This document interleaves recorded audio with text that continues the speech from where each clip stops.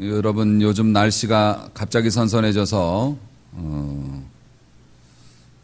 좋으시죠?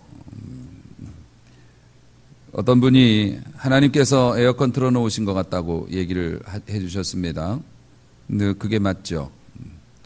사실 우리가 더워서 에어컨을 틀면 문제가 좀 있습니다. 돈이 많이 나가고요. 그 다음에 또 건강에도 안 좋습니다. 그런데 하나님께서 틀어주시는 에어컨은 깔끔하지요. 건강에도 좋고. 그래서 늘 하나님이 주시는 것은 좋은 겁니다. 그게 뭐든지 우리한테 딱 맞고요. 세상에는 하나님이 주시는 좋은 것을 모방한 것들이 많이 있습니다. 돈이 많으면 누릴 수 있는 여러 가지 혜택들이 있죠. 그런데 그것들은 마치 더운 날 에어컨 튼 것처럼 재미는 있는데 그것 때문에 뒤탈이 많습니다. 우리한테 유익하지도 않고요. 하나님께서 주시는 좋은 것 오늘 맛보시는 시간입니다. 오늘 말씀을 통해서 여러분이 은혜를 받으셨으면 참 좋겠습니다.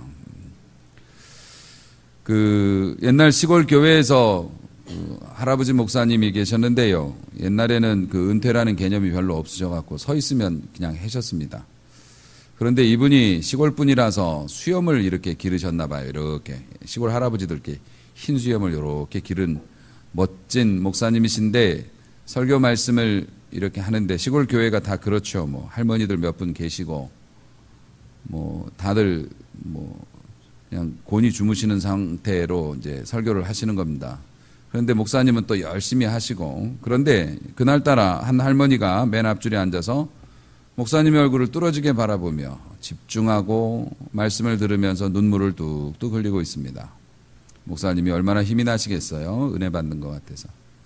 예배 마치고 할머니를 붙잡고 말씀하셨습니다. 오늘 예배, 오늘 이 말씀은 우리 할머니를 위해서 주신 말씀인 것 같습니다. 도대체 말씀의 어느 대목이 그렇게 은혜스러워서 눈물을 흘리셨나요? 했을 때 할머니는 그렇게 말씀하셨어요.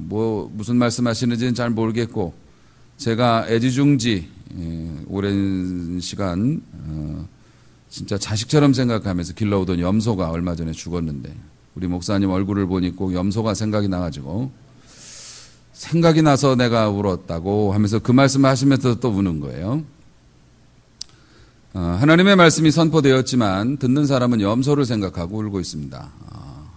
여러분 이게 지금 웃을 일이 아니라 우리 안에서 이런 일이 일어나고 있다는 게 되게 문제입니다. 하나님의 말씀이 선포되지만 우리는 우리의 방식으로 우리에게 유리한 대로 해석을 해서 그 말씀을 이렇게 온전히 받아들이지 못하는 경우가 굉장히 많죠. 이게 그냥 사람과 사람 사이의 일이라면 해프닝으로 끝나고 말 일이지만 이게 생사화복을 주장하시는 하나님의 말씀 앞에 우리가 이런 귀를 가지고 있다면 이건 진짜 심각한 문제일 수밖에 없고요. 제가 주중에 1박 2일로 기도원에 올라갔다 왔습니다. 우선은 제 자신이 좀 온전해지기를 원해서 기도하고 싶었고 또 우리 교회의 앞으로의 미래의 일들, 우리 성도님들을 생각하며 기도하고 싶은 마음을 주셔서 기도원에 다녀왔습니다. 그리고 말씀을 받았고 말씀을 준비하는데 말씀을 준비해서 오늘 이 자리에 서기까지 주일이 다가오면 다가올수록 계속 몸도 불편하고 특히 신경이 날카로워졌습니다. 아마 어제 저희 사모는 아무것도 모르고 목사님이 왜 이렇게 신경질을 내고 왜 이렇게 날카로우신가 하고 아마 좀 근심을 했을 거라고 생각이 될 정도로 그렇습니다. 지금도 사실 몸이 그렇게 편안치가 않습니다. 왜냐하면 이게 이제 말씀의 몸살인데요. 중요한 말씀을 전하게 될 때는 항상 주의 종들이 그렇게 좀 날카롭습니다. 그래서 항상 좀 언행을 조심하죠. 오늘 전달되어지는 이 말씀이 그만큼 긴박하고 중요한 사실을 담고 있기 때문이고요. 오늘 말씀을 듣고 여러분이 어느 편에 서는지에 따라서 여러분의 미래가 완전히 달라지게 될 것입니다. 은혜 많이 받으시기를 축원합니다.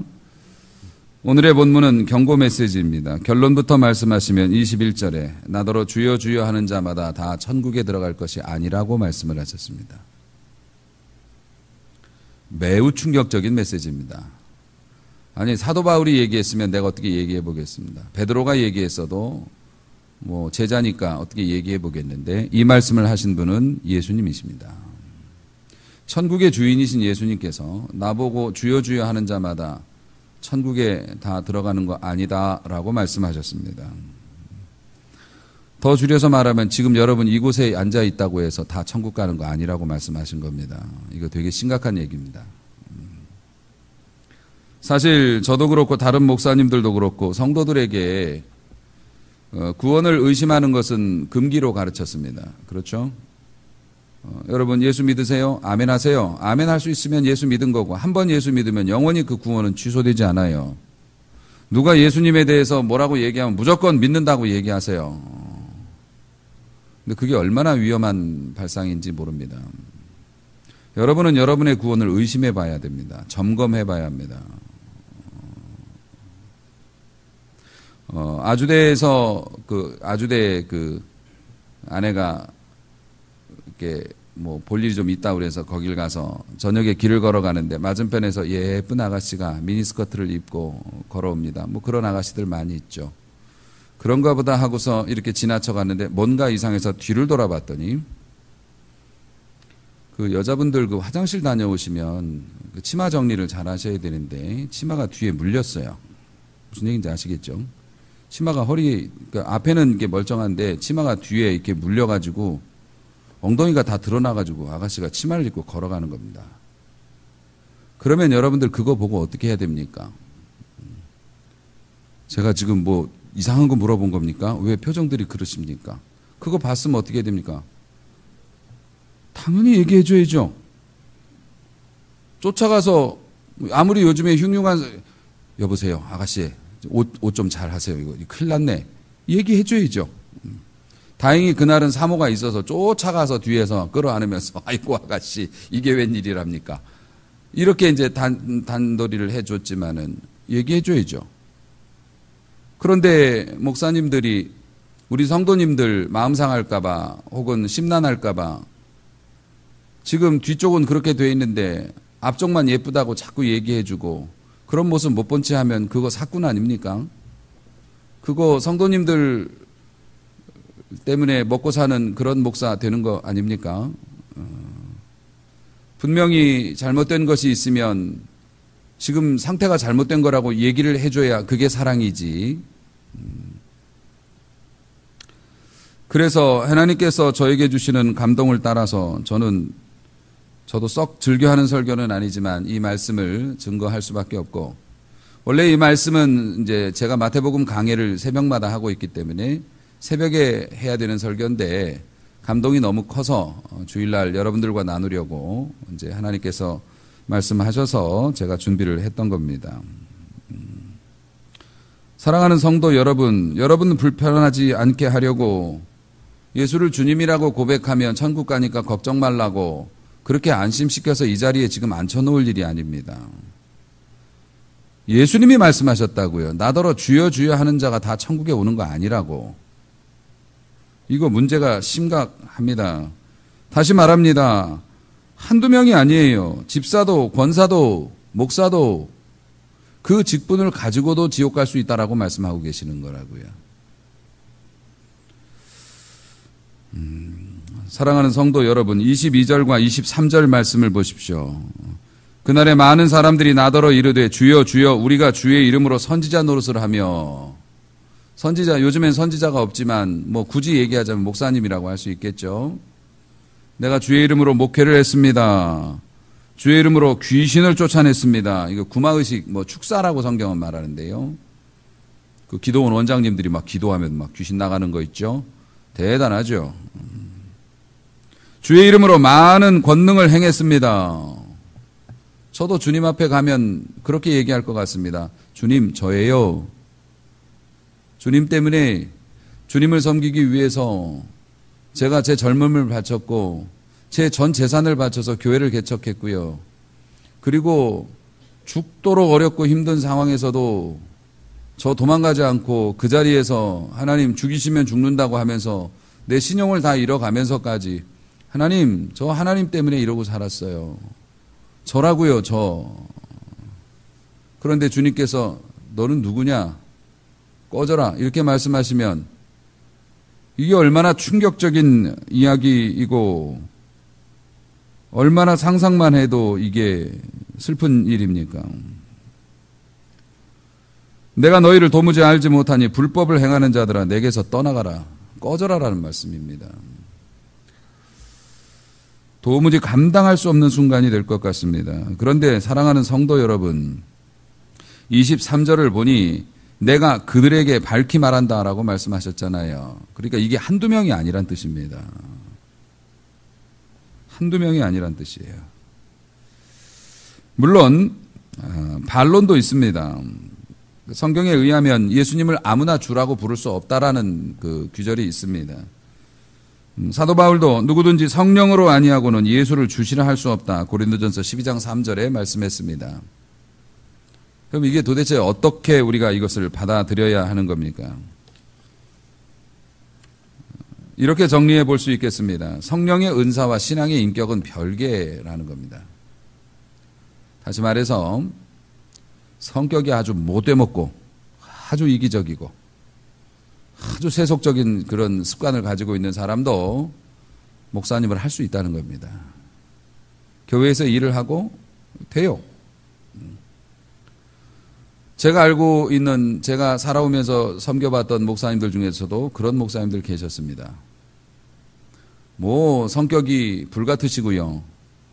그거 온유하고 겸손과는 좀 거리가 먼 그런 분들도 저 봤습니다. 그리고 부교육자님들 뭐 한테 막 함부로 말씀하시고 그렇게 행동하시는 분들도 봤습니다. 그런데 그런 목사님들 교회가 다 커요. 그래서 제가 이 마지막에 제가 섬기던 목사님에게 개인적으로 제가 여쭤본 적이 있습니다. 목사님, 그 목사님 아시죠? 알죠? 그 목사님은 아시다시피 성격도 막 그렇고 화나시면 욕도 하시고 교회에서 누가 뭐라고 심지어는 목사님 새벽에 기도를 왜 조금만 하고 내려가세요. 어떤 권사님이 웃으면서 그랬는데 내가 기도하는 거랑 너랑 기도하는 게 같아? 이래가지고 그 권사님 교회 떠나셨거든요. 그런데 왜 교회가 큽니까? 그 교회는. 그때 목사님이 저에게 얘기해 주셨어요. 나도 몰라. 나도 몰라. 그런데 굳이 뭐 이유를 대자면 하나님 앞에서 어린아이 같은 분이야. 어린아이면 답니까? 성도님들이 수천 명이 있는데 목사님이 어린아이 같으면 어떡해요? 성숙하셔야지. 여러분 성경에도 그런 사람들이 있습니다. 대표적으로 2명만 꼽으면 삼손, 그 다음에 또 하나는 사울 임금. 교회를 조금 다니신 분들은 이분들에 대한 얘기를 많이 들었기 때문에 구체적인 설명이 필요 없겠지만 삼손은 사사로 하나님 앞에 쓰임 부름을 받았고요. 사울은 이스라엘의 초대 임금으로 하나님 앞에 픽업이 되었던 사람입니다. 근데 그들의 삶은 엉망진창이었습니다. 삼손은 정결한 나시린으로 부름을 받아서 술도 먹으면 안 되고 여자도 가까이 하면 안 되고 죽은 거 만지면 안 되고 뭐 이런 규례가 있는데 아주 하지 말라는 일만 골라가면서 했습니다. 근데 삼손은 하나님이 괴력을 주셔갖고 나라를 구했어요. 사울 임금을 보십시오. 사울 임금은 사실 우리보다 더 닮아 있는 것 같아요. 우리 가운데 삼손은 별로 없는데 사울은 상당히 많이 있을 수도 있습니다. 사울은 하나님을 두려워했습니다. 그리고 하나님이 존재하신다는 것, 살아계신다는 것도 알았습니다. 그래서 주여 주여 했던 사람입니다. 심지어는 그 사무엘 선지자가 삼손은 사실 주변에서 말해주는 사람이 없었잖아요. 그런데 사울 임금은 사무엘 선지자가 꼭 끼고서 한 걸음 한 걸음씩 이건 잘했고 이건 잘못했고 이걸 항상 했거든요. 나중에 일이 커지니까 사무엘 선지자가 저주를 선포하고 돌아서려는데 가지 마시라고 붙잡아가지고 옷이 찢어질 정도로 하나님을 무서워했던 사람입니다.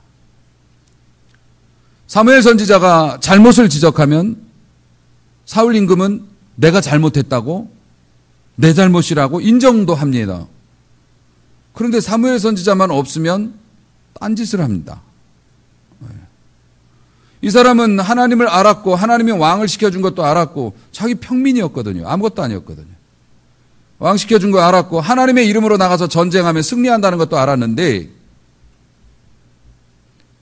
사울 임금은 어떤 스타일의 신앙이었냐면 자신하고 하나님이 뜻이 맞으면 순종하고 뜻이 다르면 자기 마음대로 하는 사람이었습니다. 그래서 전쟁에 나가서 승리할 것이다라고 얘기하니 나도 좋고 나가서 열심히 싸우고요. 거기에 있는 모든 것들을 다 진멸하고 가져오지 말아라고 했는데 이 좋은 걸 왜? 이러면서 들고 옵니다. 하나님의 명을 받은 선지자가 와서 야단을 치면 잘못했다고 얘기하고 또 다른 상황이 생기면 또 믿음 없이 행동합니다. 사실 나더러 주여 주여 하는 자가 어쩌면 사울의 대표적인 모습인지도 모르고 그게 어쩌면 우리 안에 있는 모습인지도 모르겠습니다. 여러분 그 바로 임금을 보십시오. 이집트의 바로. 출애굽할 당시에 10개의 재앙을 맞으면서 이 사람이 어떤 모습을 보이냐면 후회합니다. 잘못했다고 인정합니다. 그렇죠. 모세한테 미안하다. 이번엔 내가 잘못했다. 내가 이번엔 내보내줄게. 무려 10번을 모세가 떠나가면 마음이 샥 바뀝니다. 분명히 여러분 주여 주여 하는 사람들은 하나님이 하나님이심을 압니다. 몰라서 지옥 가는 게 아닙니다. 알아요. 하나님이 능력 있는 분이라는 것도 압니다. 아는데 행동은 내 맘대로. 이것을 성경은 불법을 행하는 자들이라고 말씀하셨습니다. 23절 불법을 행하는 자들아 내게서 떠나가라. 사랑하는 성도 여러분, 그들은 주님의 이름을 사용해서 큰 일들을 이루었지만 주님은 그들을 인정 안 해주셨습니다. 그 이유가 뭘까? 하나님의 말씀과 그들의 삶이 연결이 안 되어 있기 때문에 그렇습니다. 내 입에 맞으면 은혜롭다고 얘기하고 내 생각하고 틀리면 목사님 화낸다고 생각을 하기 때문에 그렇습니다.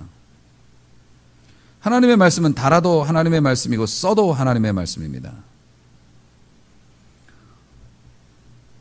누가복음 6장 46절에 통렬한 주님의 지적이 있습니다. 누가복음 6장 46절을 제가 읽어드립니다. 너희는 나를 불러 주여 주여 하면서도 어찌하여 내가 말하는 것을 행하지 아니하느냐. 예수님의 말씀입니다. 나 이해가 안 가. 너희들은 나를 주여 주여 쫓아다니면서 왜 내가 말하는 걸 행하지 않지? 사랑하는 성도 여러분, 여기서 우리는 중대한 문제를 발견합니다. 말하는 것과 행하는 것은 다른 차원의 문제라는 거죠. 우리가 주님의 이름으로 목회자가 될 수도 있고 교회 직분을 맡을 수도 있습니다. 여러분 사실 교회가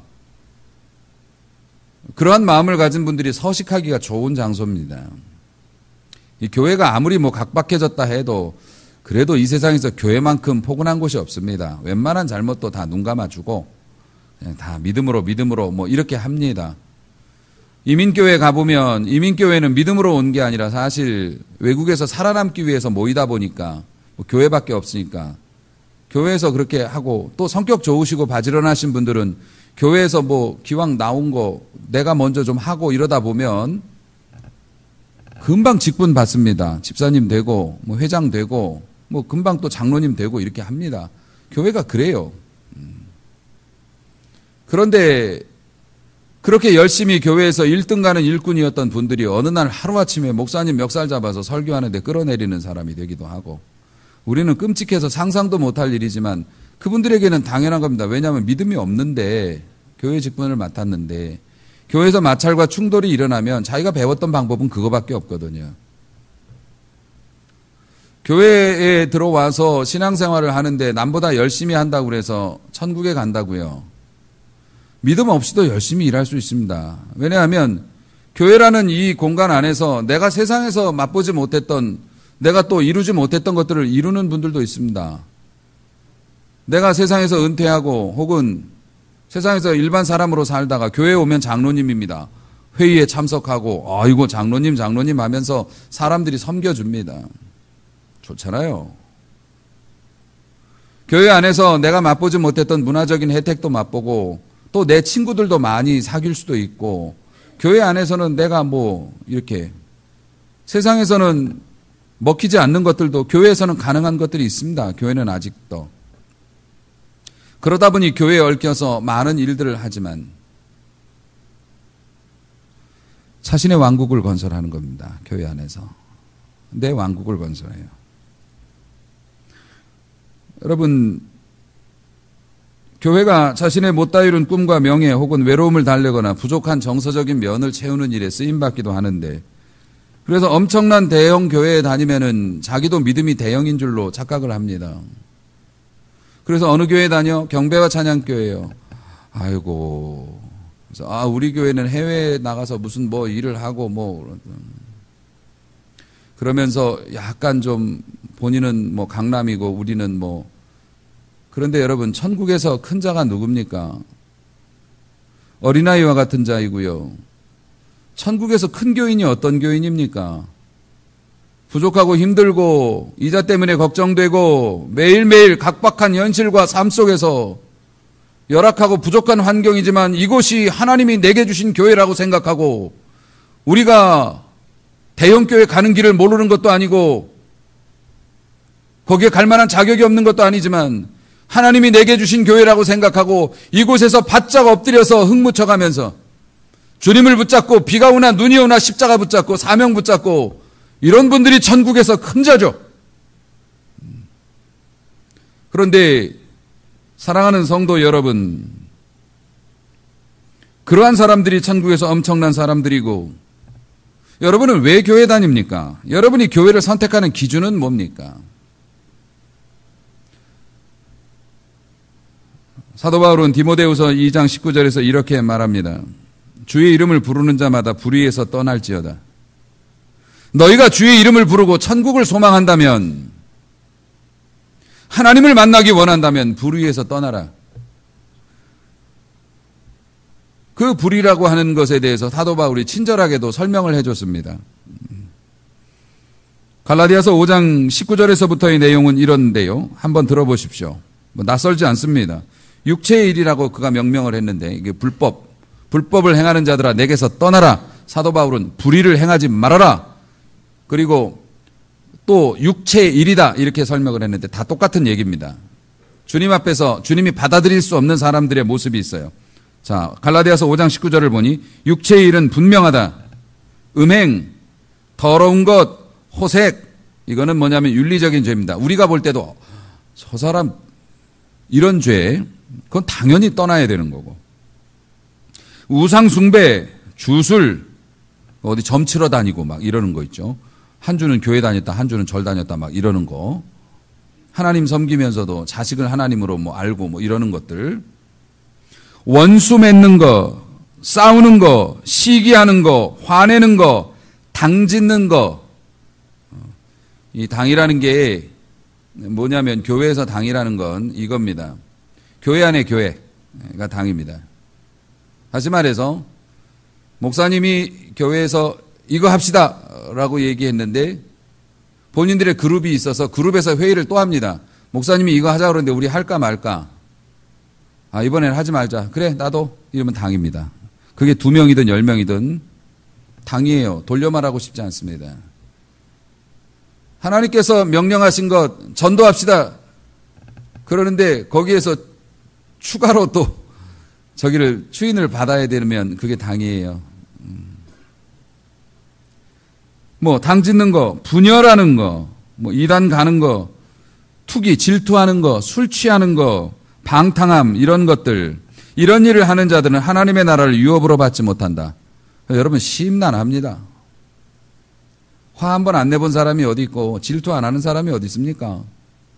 우리끼리 쑥덕쑥덕 안 해본 사람이 어디 있고, 이건 저도 못 버팁니다. 이런 거. 이런 거를 하는 사람은 하나님의 나라를 유업으로 받지 못한다고 얘기하는데요. 그런데 그나마 좀 위로가 되는 게 있는 게 이런 일을 하는 자들이라는 그 말씀, 그리고 오늘 불법을 행하는 자들아라는 그 말씀의 원어적인 의미는 이겁니다. 아무 생각 없이 반복적으로 하는 거, 그게 행하는 자들이라는 뜻의 의미입니다. 다시 말해서 화를 낼 수도 있고 싸울 수도 있고 내가 실수할 수도 있고 이렇지요. 그런데 이거를 익숙해져 가지고 아무 생각이 없이 계속 반복하는 거예요. 누가 뭐래도 계속 반복해. 똑같은 걸 하나님이 싫어하시는 걸 알면서도 계속 반복해. 죄의식 없이. 이런 자들을 우리 주님께서 내게서 떠나라 말씀하고 계신다는 겁니다. 죄의 정의를 내려드리죠. 포괄적인 의미에서 죄는 하나님의 뜻하고 벗어나면 죄입니다. 그건 여러분들이 배우셨죠. 또 하나, 죄를 범한다는 것은 죄책감 없이 습관적으로 잘못된 행동을 반복하면 이게 죄입니다. 그런데 여러분, 우리는 죄를 짓는 것을 합리화시킬 때가 많습니다. 그건 저의 연약함입니다. 저도 그렇게 설명을 많이 해요. 그거는 죄라기보다는 이분의 연약함이기 때문에 연약해도 죄입니다. 죄는 죄입니다. 우리는 말합니다. 사실 우리 교회 나보다도 더 못된 사람 많잖아요. 하나님께서 그 사람도 봐주시는데 나도 용서해 주실 거라고. 세상에 완벽한 사람은 없잖아요. 그래도 괜찮은 사람이에요. 저 물론 괜찮아요. 그런데 회개가 빠져 있잖아요. 하나님, 저 사람은 하나님의 밥상에 그릇이 올라가는데 저 사람 밥그릇은 똥이 많이 묻었어요. 저는 한 방울밖에 안 묻었어요. 저 괜찮잖아요. 아니요. 한 방울이든 한 덩어리든 그게 묻었으면 밥상에 올라올 수 있는 그릇이 아닌 거예요. 우리는 얘기합니다. 저 사람이 이단에 빠졌대. 그러 지옥 갈 사람인가? 저 사람은 무슨 뭐 동성연애를 한대. 저 사람은 사람을 죽였대. 막 이러면 어떡합니까? 저 사람이 구원 못 받았나 봐. 지옥 갈 것 같아. 근데 저 사람 싸웠대. 저 사람 미워한대. 저 사람이 술 한잔 했대. 그럼 우리는 에이그 믿음이 약해서 그래. 하나님이 보실 땐 똑같은 죄예요. 똑같은 죄입니다, 여러분. 하나님의 나라에 들어가지 못해요. 그런 것 가지고는. 큰 죄나 작은 죄나 같은 죄라고요. 사랑하는 성도 여러분, 큰 죄를 범하면 지옥 갈 사람으로 여기고 작은 뭐 허물이라고 하면 허물이라고 얘기하면서 믿음이 약해서 그런다고. 아니요. 이런 판단은 자기 의에서 나오는 종교적인 거짓말이에요. 하나님은 죄를 용납하지 않으십니다. 그러면 어떻게 해야 돼요? 그 죄가 없어야지 천국 가요. 죄를 없애는 방법은 딱 한 가지입니다. 회개하는 거예요. 회개라고 하는 것은 후회가 아니고 내 삶을 바꾸는 게 회개입니다.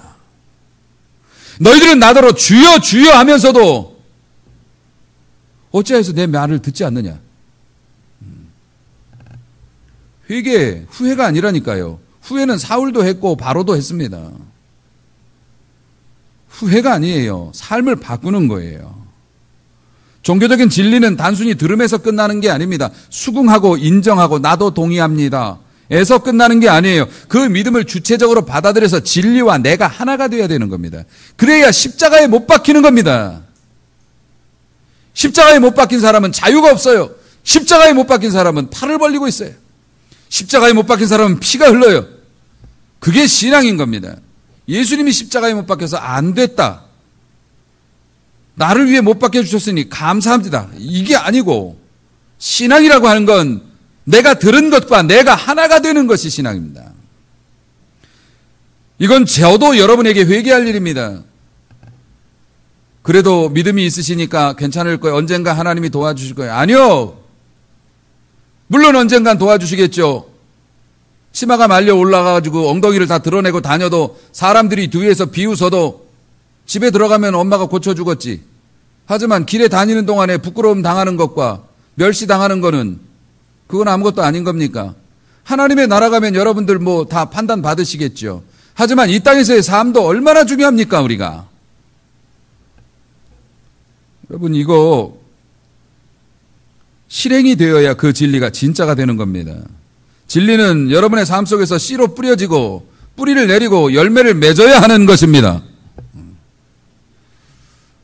오늘 말씀이 우리에게 기쁨을 주기보다는 도전과 근심을 주는 것 같습니다. 왜냐하면 이게 왜 근심이 되냐면 순종할 자신이 없기 때문에 그렇습니다. 아니, 솔직히 말하면 내가 잘못했다고 인정 안 합니다. 내가 뭘 그렇게 큰 잘못했다고 말할 수 있습니다. 그런데 오늘 말씀은 우리에게 문제가 있다고 말씀하시니 근심이 되죠. 그래도 여러분 감싸줄 수가 없어요. 우리 주님은 실천하지 않는 말씀은 아무 소용이 없다고 분명히 못 박아 말씀하셨고, 듣는 것으로 끝나면, 믿는 것으로 끝나면 하나님의 말씀에 대한 헌신과 순종이 있는지 없는지를 보고 심판하시겠다고 말씀하셨기 때문에 왜 여러분은 변하지 않습니까? 아니, 여러분 스스로, 이게 여러분을 책망하자는 말씀이 아니라 스스로에게 물어보세요. 여러분 교회 다닌 지 10년 넘으신 분들 여기 많습니다. 10년 동안 한 가지 말씀을 들었어요. 하나님을 사랑하고 하나님의 말씀에 순종하라. 교회 모든 설교가 결론은 솔직히 그겁니다. 이런 말 저런 말, 이런 예와 저런 예와, 이런 구절 저런 구절이지만 하나님을 인정하고 하나님의 뜻에 순종하라. 하나님을 사랑한다면 사랑해야 되는 거고, 사랑한다면 순종하라. 모든 설교의 결론이 그건데 왜 우리는 10년을 들어도 변하지 않을까요? 목사님이 비슷한 설교하고 똑같은 잔소리 한다고 생각 말고 왜 비슷한 말씀을 하나님이 계속 증거하게 하시는지도 좀 생각을 해봐야 되는 것 아니겠습니까? 사랑하라고, 충성하라고, 인내하라고, 교만을 버리라고, 회개하라고 왜 하나님이 말씀을 계속 보내시는지 생각해 봐야 합니다. 다시 도전합니다. 여러분 눈치 얼마나 빠르십니까? 여러분 계산 빠르시잖아요. 여러분 세상 물정 다 아시잖아요. 그런데 왜 하나님의 말씀을 듣고 모른 척 하십니까? 왜 이해가 안 된다고 합니까? 아니, 이해가 안 되는 게 아니죠. 솔직히 받아들이고 싶지 않아서 아니겠습니까? 나는 이해가 안 된다고. 왜 이해가 안 됩니까? 그 어려운 수학 문제, 영어 문제 풀고 대학 다녀오신 분들이. 세상에서 그 어렵고 복잡한 일들을 하면서 자기의 분야에서 날리면서 사시는 분들이 왜 이 간단한 이거 왜 이해가 안 됩니까? 중학교 아이들 국어만 봐도 이보다 더 쉽습니다. 왜 문장이 이해가 안 됩니까? 왜 이 말씀이 잘 모르겠다고 말합니까? 그거는 내 영이 말하고 있는 겁니다. 나는 그 말씀에 동의할 수가 없어요. 이거 심각히 생각해 보아야 할 문제라고 생각합니다. 외면하면, 이해 안 된다고 외면하면 다가 아니지 않습니까? 신앙이라고 하는 것은 내 인생에 복잡하게 얽혀있는 실타래 중에서 오늘 말씀을 통해서 실마리를 주시는 겁니다. 실마리라는 건 요 끄터리를 발견한 거예요. 그래서 여기서부터 시작하면 풀 수 있다는 겁니다. 그렇죠? 그러면 신앙이라는 건 하나님이 여러분에게 실마리를 주시면 이 실을 풀 때 어떤 때는 당기기도 하고 어떤 때는 밀어넣기도 하면서 풀어나가야 하는 겁니다.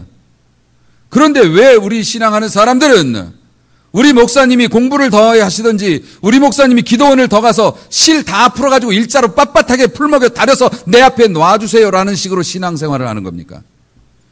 주님은 그러한 마음을 가지고 내가 신앙생활 잘하는 것이, 잘못하는 것이 내 탓이 아니고 이 사람 탓이고 저 사람 탓이고 교회 탓이라고 말하는 우리를 향하여 불법을 행하는 자들아 내게서 떠나가라 말씀하실 수 있다는 겁니다. 어찌 여러분은 누워서 입만 벌리고 다 씹어서 소화까지 시켜서 입에 넣어주길 바랍니까? 그게 행복합니까? 병실에 누워서 밥을 못 먹고 링거를 통해서 영양을 공급받으면서 누워 계시는 분들을 누가 부러워합니까? 왜 그런 걸 소원합니까? 하나님께서 실마리를 주시면 그 실마리를 가지고 당기기도 하고 풀기도 하고 밀기도 하고 내가 지기도 하고 이기기도 하면서 풀어나가는 게 신앙생활 아니겠습니까? 우리의 교만이 우리의 영적인 손발을 묶고 있는 겁니다. 사울처럼 하나님을 사랑하고 하나님을 존경하긴 하지만 내 이익과 반대가 되었을 때는 외면하고 내 뜻을 먼저 합니다. 사울의 최후가 어떻게 됐습니까? 여러분 우리가 그런 방식으로 세상을 살고 내가 신앙생활 잘못하고 내가 믿음생활 잘못하는 것을 남의 탓으로 돌리면서 신앙생활을 하면 어떤 일이 벌어지는지. 친구 둘이서 싸웠습니다. 큰 대자 위에다 점 하나를 딱 찍으면 개견자가 됩니다. 그런데 둘이서 싸우는데 뭐라고 싸우냐면 이건 개견자야. 얘가 맞죠. 그런데 한 친구는 이건 큰 대자야. 이렇게 싸웠습니다. 말도 안 되는 걸 갖고 싸웠지만 둘이 서로 우겨대니까 선생님을 찾아갔습니다. 왜냐하면 짜장면 내기 했거든요. 맞는 사람이 짜장면 이제 얻어 먹어야 되는 거죠. 선생님이 그 글자로 선생님 이게 무슨 글자예요? 하고서 대자 위에 점 찍어서 보여줬더니 대자네 이랬어요. 얘는 대자라고 그러고 저는 견자라고 하는데 어떤 게 맞습니까? 선생님이 보시더니 이거 대자야. 어이가 없죠. 무슨 선생님이 그렇게 말합니까? 그래서 귀 잡혀가가지고 짜장면 사고 너무 열받아서 선생님 다시 찾아갔습니다. 선생님 이거 대자 아니잖아요. 왜 대자라고 말씀하셔요? 선생님이 말씀하십니다. 이거 대자 맞아. 그런데 친구를 위해서 짜장면 한 그릇 사주는 건 되게 좋은 일이야. 그리고 대자하고 견자도 구별 못하는 저 무식한 놈은 평생 견자를 대자로 알고 살아가는 벌을 받아야 돼. 그래서 안 가르쳐줬어, 내가. 여러분, 하나님의 말씀이 무엇인지를 뻔히 알면서도 외면하고, 목사님 더 크게 말씀해 주세요. 못 알아듣겠어요. 불같은 성령으로 지져주시면 제가 순종하겠지만 그냥 맨정신으로는 어렵겠네요. 하나님이 안 가르쳐 주십니다. 그냥 그대로 사는 벌을 내리십니다. 사랑하는 성도 여러분, 잘못된 것은 고쳐야 합니다. 잘못된 것을 옳은 것이라고 밀고 나가는 것이 무서운 형벌입니다. 길을 잃어버려요. 비극 중에 비극이고, 집에 가는 길은 잃어버리면 돌아가면 그만이지만 천국 가는 길 잃어버리면 이건 답이 안 나옵니다. 여러분의 삶에 가장 중요한 것이 무엇일까요? 하나님의 뜻대로 행하는 것이 제일 중요하고 급한 일입니다. 몰랐으면 몰랐으니까 괜찮지만 알았으면 들었으면 순종해야 합니다. 마음에 안 들어도 불가능해 보여도 내 스타일이 아니어도 그런 상황이 아니어도 순종해야 합니다. 변해야 합니다. 자기의 왕국을 세우면 안 됩니다. 왜 말로 예수님을 못 박습니까? 왜 여러분의 행동으로 예수님을 또 못 받고 있습니까? 예수님은 불법을 행하는 자들아 내게서 떠나가라. 너희가 나더러 주여 주여 하면서 왜 나의 말을 행하지 않는가라고 말씀하고 계십니다. 사도 바울의 고백이 우리의 옷깃을 여미게 합니다. 고린도전서 9장 27절 내가 내 몸을 쳐서 복종하게 함은 이게 뭐냐면 지금 권투를 하고 있어요. 권투라는 게 뭐 하는 겁니까? 상대방을 때리는 게 권투입니다. 근데 사도 바울은 내가 내 몸을 쳐서 복종한대요. 자기가 자기를 때려서 KO를 시키고 있답니다. 사도 바울이 그러고 있대요. 내가 내 몸을 쳐서 복종하게 하면 자기가 자기를 때리고 있대요. 왜 그런 짓을 합니까? 내가 남에게 전파한 후에 자신이 도리어 버림당할까 두려워함이로다. 사도 바울도 두려웠어요. 목회를 하면서 자기를 따르는 사람들이 많아지고 여러 가지 이해관계와 분쟁 이런 것에 성질도 내게 되고 막 이러다 보니까 내가 이거에 몰입돼 가지고서 많은 사람을 구원받는 일에 쓰임을 받아서 하나님 영광 돌린 다음에 나는 지옥 갈까 봐 두려워서 나는 매일 권투를 하는데 내가 나를 쳐서 KO 시킨다고. 이 사도 바울의 고백은 우리가 죽을 때까지 이거 새겨들어야 할 고백이라고 생각합니다. 우리가 저도 역시 마찬가지입니다만은 제가 여러분들을 위해서 죽기 살기 뭐 목회한다고 이렇게 하지만은 그러다가 제 중심 잃고 제 믿음 잃어서 나중에 하나님 앞에 쓸쓸하고 버림받은 불행한 목사가 되고 싶지는 않습니다. 그러려면 여러분들 치마 올라갔으면 올라갔다고 말씀드려야 되겠습니다. 잘못된 건 잘못됐다고 말씀드려야죠. 여러분, 왜 여러분은 변하지 않습니까?